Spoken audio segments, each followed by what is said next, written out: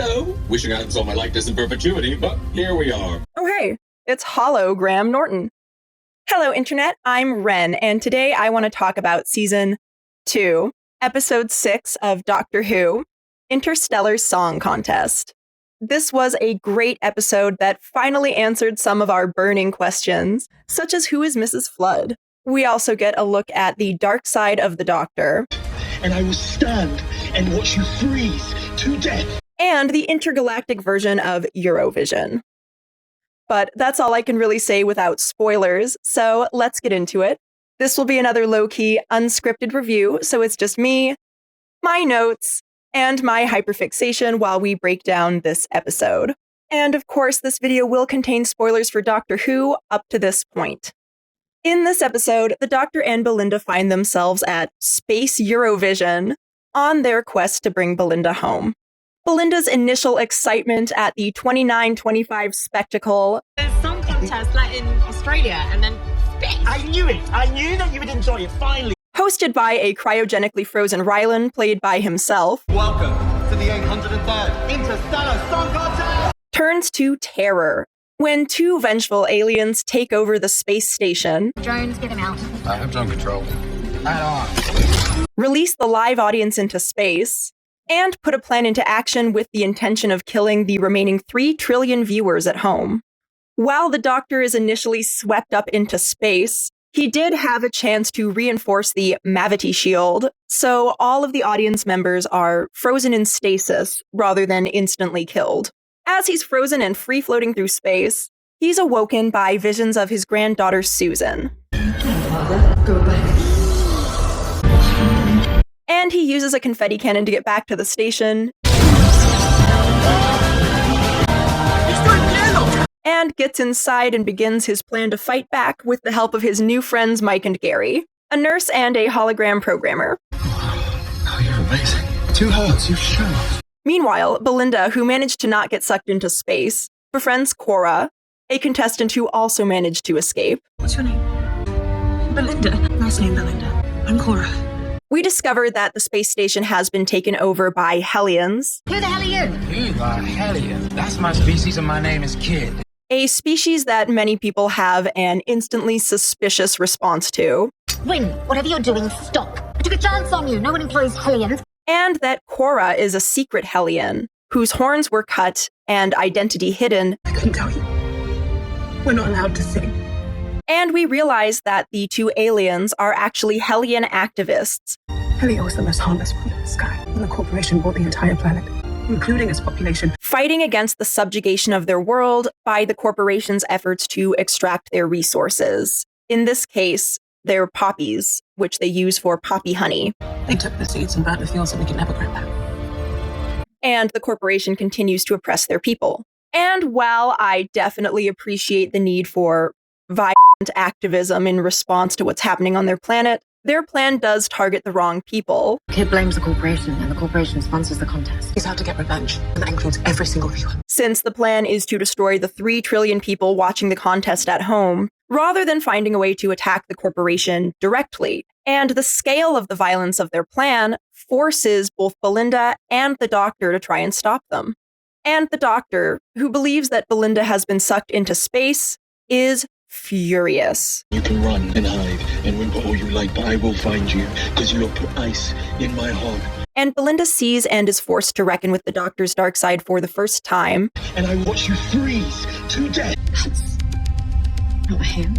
As he puts a plan into motion that allows him to use holograms and hard light to stop the Hellions' plans and torture Kid. How many people did you want to kill? 3 trillion? How about we try this 3 trillion times? By zapping him repeatedly. Belinda walks in on the torture, and it takes both her and visions from Susan to actually get the Doctor to stop.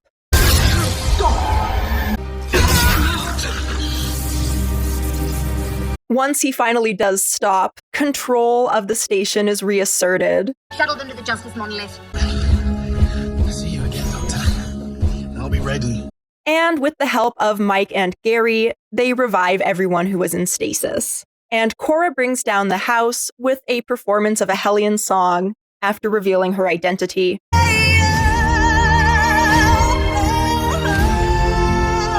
Interspersed with images of the planet before and after the conquest by the corporation. And it's incredibly moving. Afterwards, Belle, who initially lamented that she had never told the Doctor how wonderful he was, makes sure to let him know. I don't think I've ever told you. You're wonderful. But she also tells him that he scared her. You scared me. And he admits that he scared himself, too. The death of 3 trillion people triggered me, meaning it's my own planet. And as they talk about Earth and its assured survival, Fire up that Vindicator and get me back to planet Earth. hologram Norton appears. Planet Earth, age-old home of the human race. Also dogs, cats, ferrets, polar bears, and measles. And while Belle is initially very excited to meet him, Oh my god, it's Graham Norton. she's less excited when he tells them that Earth was destroyed Poor old Earth died many years ago. on May 24th of 2025. The history books say the planet ended on the old Earth date, May the 24th, 2025. That it crumbled into dust. And of course, the Doctor and Belinda panic and rush to investigate, and they bring the TARDIS back to May 24th, 2025, where the alarms start going off immediately. And it looks like the TARDIS explodes. And we cut to the theme song. But that's not actually the end of the episode, because Mrs. Flood was in the audience at the Interstellar Song Contest. Thank you, Doctor. That's the final link. And while she was sucked into space like everyone else, she's finally revived after the Doctor and Belinda have left. But not in time to prevent her from regenerating. I suppose I should think of some famous last words. And she bi-generates Illustrating how inelegant I've ever seen someone man. into the Ronnie Our name is Varani, although she's become a Rani. and a Ronnie. I'm the Rani. The definite article, so to speak. Oh my god. And she has the Vindicator readings and she's ready for action. Okay, so obviously I have a lot of thoughts about this episode. Let's start with the Mrs. Flood reveal. Honestly, I'm really excited and satisfied by this reveal. The Ronnie is a lot of fun. Well, you had me fooled, if that's any consolation. It isn't. She's a mad scientist. She has teamed up with the Master previously. It will encompass the whole human race. You're unbalanced. No wonder the Doctor always outwits you. And she has been a constant thorn in the Doctor's side in some pretty outlandish ways. I am hopeful that the red nail-polished hand that we saw grabbing the Toymaker's tooth, which we know contained the Master, was hers. I would love to see her team up with the Master, and it would be a great way to bring back 2 of our favorite villains. And I do gotta say, my friend Scott was right. He predicted this a couple weeks ago. Good job, Scott.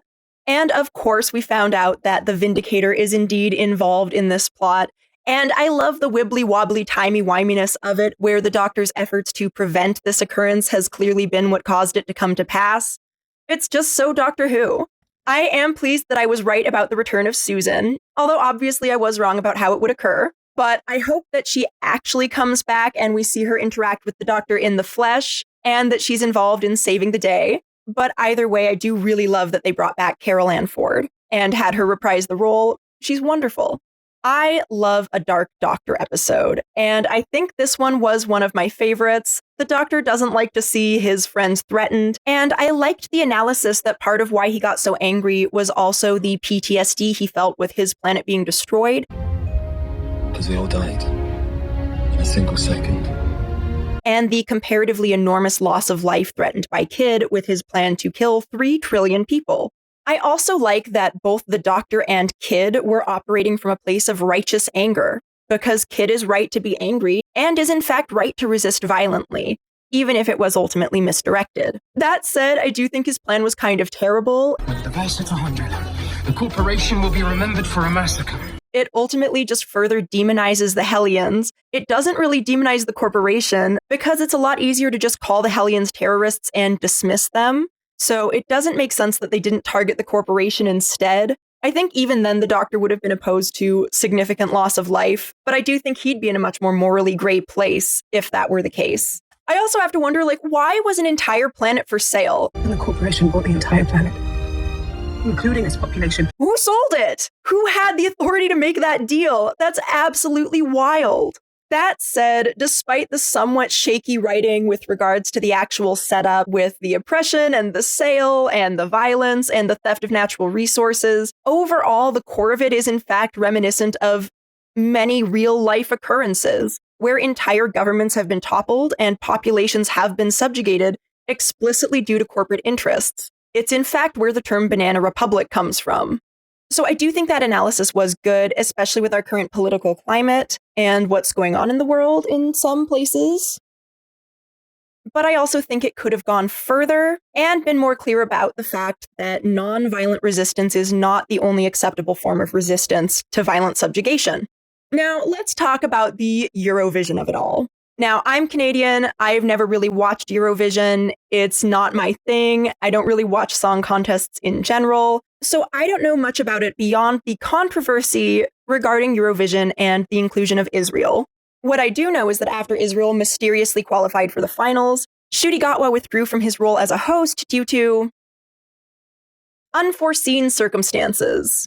And I do think those unforeseen circumstances have something to do with his vocal support for another violently subjugated people.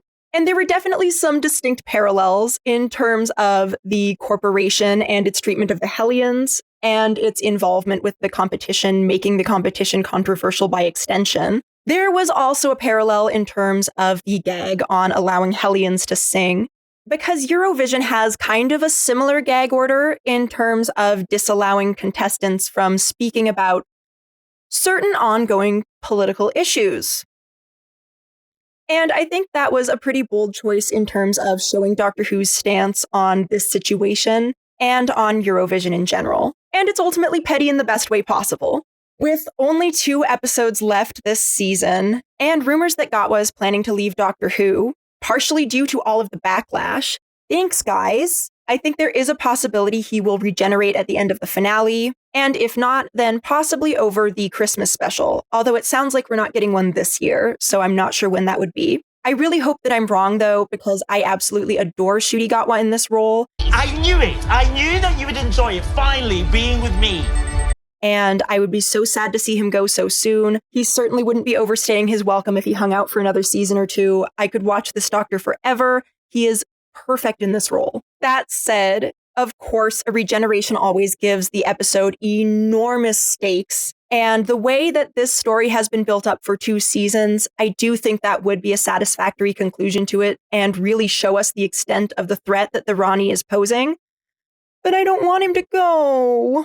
But anyways, on to some miscellaneous thoughts. I love Mike and Gary. I think they're absolutely adorable. Can you do that, Gary? I'll do anything for you, Gary. And I love when the Doctor makes new friends, new one-episode companions. And they were both just so funny and charming. Gary! Yes, I like you. Oh my God. And I like that they were kind of set up as just random audience members. You're sitting in that seat. Look. But ultimately ended up being pivotal to the entire story. Now, if only I had an expert in triangulation. And I like that Mike's a nurse. I think that's a really fun and cute contrast to Belinda. And I loved seeing him in action. Now this my head. It's kind of rare that we see other people rescue the Doctor, and the way they worked together to save him was wonderful. I hated Cora's bigoted manager. Those years working on that song, lied to me, Cora. If I get this done, you're on your own. But I do think it also showed how deep bigotry runs in some people, that it could really change how he felt about someone that he knew and worked with and supported seemingly for years, simply finding out that one fact about her that completely upended his opinion of her and made him view her as dangerous and suspicious and untrustworthy. Also, they spent years working on the High Heels song. Years? Really? Like, it's a fun song, but years? That said, I thought this episode struck a great balance between telling its own very wild story with a lot of emotion and also advancing the overall plot of the season. There were so many jaw-dropping moments in this episode, but at the same time, all of them felt earned, either through their basis in established lore or simply with the way that these 2 seasons have been building up this story.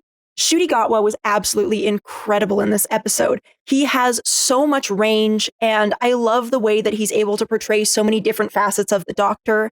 And the way he and Belinda played off of each other was just phenomenal. I will be absolutely devastated if he leaves, because I do think that he has done something transformative with this era of Doctor Who, and he's just such a pleasure to watch on screen. I'm going to be so sad when there are no more new episodes of his Doctor.